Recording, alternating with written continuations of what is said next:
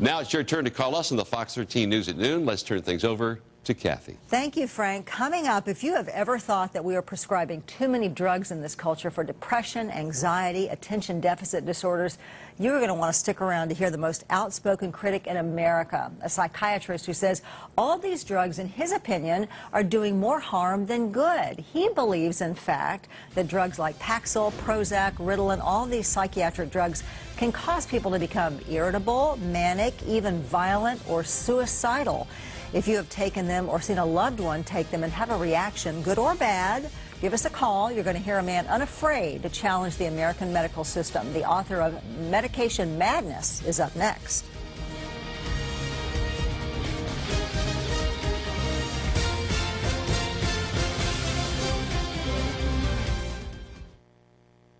You're watching Your Turn. If it matters to you, it's important to us.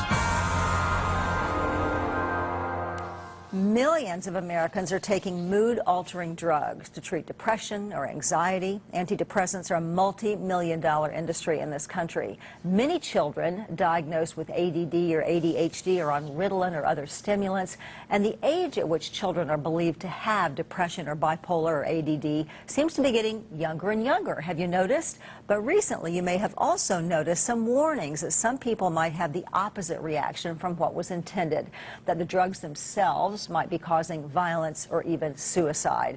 Years before these warnings became general knowledge, my guest was sounding the alarm about the dangers of these psychiatric drugs. Dr. Peter Breggin is probably America's most outspoken critic, first with his book Talking Back to Prozac, now his newest book coming out just this week, Medication Madness. Dr. Breggin, you're a psychiatrist and MD, and we welcome you to Your Turn today. Good to have you here. It's great to be here with you. It So, really is. Prozac, Paxil, Zoloft, Ritalin, all these drugs that millions of Americans are taking, causing problems. I think overall they do more harm than good. You're putting junk into the brain. You're putting toxic substances into the brain with the hope you'll have a good outcome. You're actually creating biochemical imbalances. And if you look at the science, it's very hard to show that any psychiatric drugs are useful. The antidepressants, overall, all the studies put together, not useful. No better than a sugar pill. Ritalin for the kids, the stimulants for the kids, it suppresses behavior for a few weeks, and that's about what you can expect, a suppression of behavior for a few weeks. And then, much easier to show are all of the horrendous adverse effects, because they show up in every single study. Now, so you're telling me that people who say, I feel better taking these drugs, I feel less depressed, I feel less anxious, that they're not really feeling better? Well, the drugs can cause an emotional anesthesia, so the person may feel less pain, but then they're going to be less effective in figuring their way out of their problems. They may get a temporary euphoria, a bit of a high, in which case their judgment may lead them to do things that are not good for them at all. And often the effects just last a week or two because the brain fights back. The brain says, this is a toxic substance, I'm going to resist it. And that leads to withdrawal problems. All the psychiatric drugs are not only dangerous to start, Kathy, they're dangerous to stop, because you can have horrendous adverse effects. There are many people in your listening audience today who can't get off of Paxil and Prozac and the other drugs. The drug companies hid this for a long, long time. Can't get off because why? Well, they'll get terrible neurologic reactions, shocky feelings in the head, electrical feelings in the body. They'll crash into terrible feelings of sadness and depression. So they have to just keep taking them to eliminate the withdrawal symptoms that might accompany. Some people end up needing to take small amounts for years.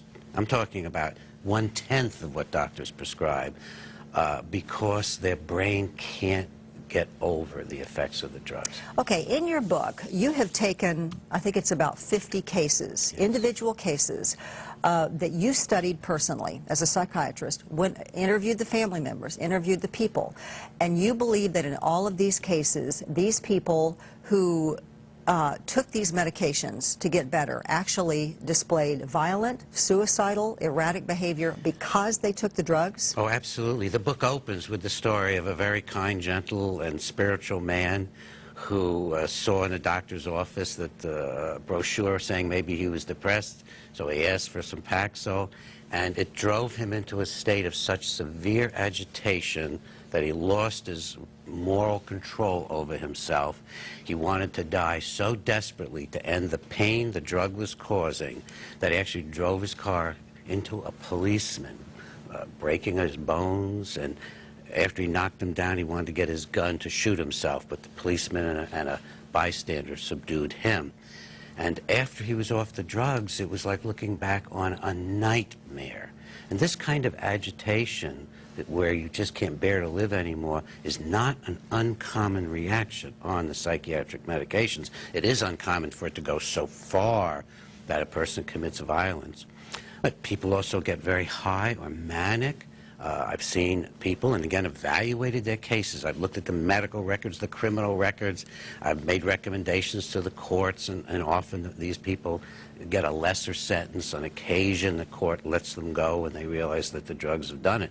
But people who have embezzled money in the most bizarre ways, taking money and putting it online on the company's accounts, and then depositing the money in their own savings account, and doing this over a year, and stealing $1 million, which immediately became obvious once anybody looked, even in the most superficial way. But if these drugs are designed to, by now people know that they are designed to stimulate serotonin in the brain, a chemical that causes happiness and euphoria.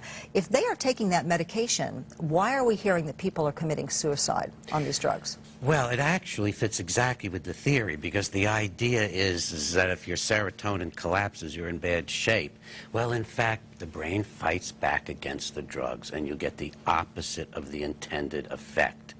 And that opposite effect can even become embedded in the fabric of the brain so that it lasts and lasts and lasts.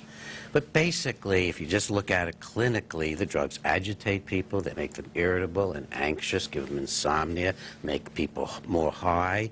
And if you do that to somebody who's depressed, you now, instead of just having a sluggish and immobile person who feels terrible and dreadful and is inactive and desperate, and people get very desperate when they're depressed, you now have somebody who's hyper and energized and overflowing with feelings that they can't bear, and then they begin to do harmful and dangerous things. So how long have you been a psychiatrist? Well, I'm 72 years old. I've been a psychiatrist for all your career. For all my career. So when you started out, you didn't have this point of view, did you? Well, I did, but it was different in that the profession hadn't sold out totally to the drug companies. I got started in college as a college volunteer. We showed that kids could get patients out of a state mental hospital. We became a nationally known program for helping patients get out of mental hospitals without using drugs or anything else. Program went on for years. I thought I'd be working as a part of the psychosocial, psychological part of psychiatry. But in the early 70s, psychiatry sold out completely to the drug companies. The drug companies support our journals, they support our conferences, they support our research, they support individual professors. Let me take a break right here. A good place to take a break. Dr. Peter Breggin coming right back, Medication Madness, and we'll talk about kids on Ritalin and all these drugs. We'll talk about, is there depression? We will talk about Tom Cruise and Brooke Shields. We have a lot to talk about when we come back.